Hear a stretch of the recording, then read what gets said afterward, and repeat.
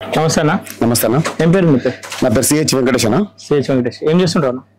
నేను మామూలుగా casual work చేస్తాను, కంపెనీలో జాబ్ చేస్తాను. కంపెనీలోనా? ఎట్లా నడుస్తుంది జీవితం? ఏం మామూలుగా నడుస్తుందన్న. బాగానే నడుస్తుందా? ప్రజాపాలన ఏమన్నా ప్రజలకు మార్పు కనిపిస్తుంది ఏమన్నా? ఏం కనిపిస్తుందన్న, ఉచితం అని చెప్పిండు. ఒకటి ఆరు చెప్పిండు గ్యారంటీలు చెప్పి, ఆ బస్సులో చెప్పి కుక్కల షాట్ల తవుడు వేసినట్టు చెప్పిండు. మొత్తం పెట్టిండు లేడీస్ కి పెట్టి కార్మికుల ఇబ్బంది అవుతుంది, ఆటో వాళ్ళకి అందరికి ఇబ్బంది అవుతుంది. ఏం ఉపయోగం లేదు, ఏం ఉపయోగం లేదన్న. అప్పుల పాలు అవుతుంది మొత్తం దేశం అంతా. అంటే ఈ గ్రామంలో వ్యవసాయం ఉందన్న? ఈ ఏరియాలో వ్యవసాయం ఉందన్న. ఉందా? అంటే కేటీఆర్ కావచ్చు, హరీష్ రావు కావచ్చు, కేసీఆర్ కావచ్చు, కాంగ్రెస్ రావడం వల్లనే కరువు వచ్చింది అంటారు, నిజమేనా? అదేం లేదన్న, ఇద్దరు రెండే అన్న. రెండే అంటే మార్పు అక్కడ ఏం మార్పు ఇక్కడ ఏం లేదు, ఏం లేదన్న. ఏం లేదా? సరే అన్న, పార్లమెంట్ ఎన్నికలు రాబోతుంది అన్న. పార్లమెంట్ ఎన్నికల్లో బీఆర్ఎస్ నుండి అంటే ఉద్యమకారుడు అని చెప్పేసి, లేదంటే ఉద్యమాల పార్టీ అని చెప్పేసి బీఆర్ఎస్ నుండి రాగిరి లక్ష్మారెడ్డిని దించారు, కాంగ్రెస్ నుండి సునీత లక్ష్మారెడ్డిని దించారు, అట్లా బీజేపీ నుండి ఈటెల రాజేందర్ని దించారు. ఈ ముగ్గురిలో ఎవరు వైపు జనాలు ఉండే అవకాశం ఉంది? ఎందుకుంటారు? ఈటెల రాజేందర్కి ఉంటారు అన్న జనాలు.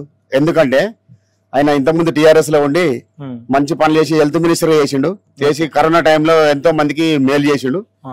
అదే విధంగా ఇప్పుడు అతను వస్తే అందరికి అందుబాటులో ఉంటాడు, దగ్గర ఉంటాడు, మంచి వ్యక్తి అని చెప్పి అతనే కంపల్సరీ భారీ మెజార్టీ తోటి వస్తాడన్న ఈటెల రాజేందర్.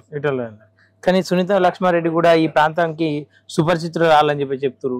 అట్లాగే కాంగ్రెస్ ప్రభుత్వం పట్టు ఇక్కడ బాగుంది, గతంలో రేవంత్ రెడ్డి ఎంపీగా చేసిండు, సునీత లక్ష్మారెడ్డికి అవకాశాలు ఉంటాయని చెప్పేసి అంటారు కదా వాళ్ళ పార్టీ. లేదన్న, రేవంత్ రెడ్డి ఇంత ముందు ఇక్కడ ఎంపీ గెలిచిందంటే అసలు మళ్ళీ ఇక్కడ మండలి కూడా రాలేడన్న. రాలేడా? అసలు రాలేడు. రేపు ఈమె కూడా వస్తే రేపు అదే సేమ్ అవుతుంది అన్న. అదే అంటే రేవంత్ రెడ్డి ఏమంటున్నా అంటే, నా దృష్టిలో అనేక సమస్యలు ఉన్నాయి ఈ ప్రాంతంలో, ఇవన్నీ నేను చేయాలంటే ఇప్పుడు నన్ను గెలిపిరిడా, నా పార్టీని గెలిపిరి అని చెప్పేసి అంటున్నాను. నమ్మచ్చా? లేదన్న, ఇప్పుడు ఆయన గెలిపించేందుకే మేము పెద్ద కష్టం అయిపోయింది మాకు. ఆయన ఇచ్చిన గ్యారెంటీలు అన్ని ఇస్తే అదే పెద్ద గొప్ప. ఇంకా మళ్ళీ మీరు ఇంకా ఎందుకన్నా, ఇంకా అప్పులు అయితే మళ్ళా. అంతేనా?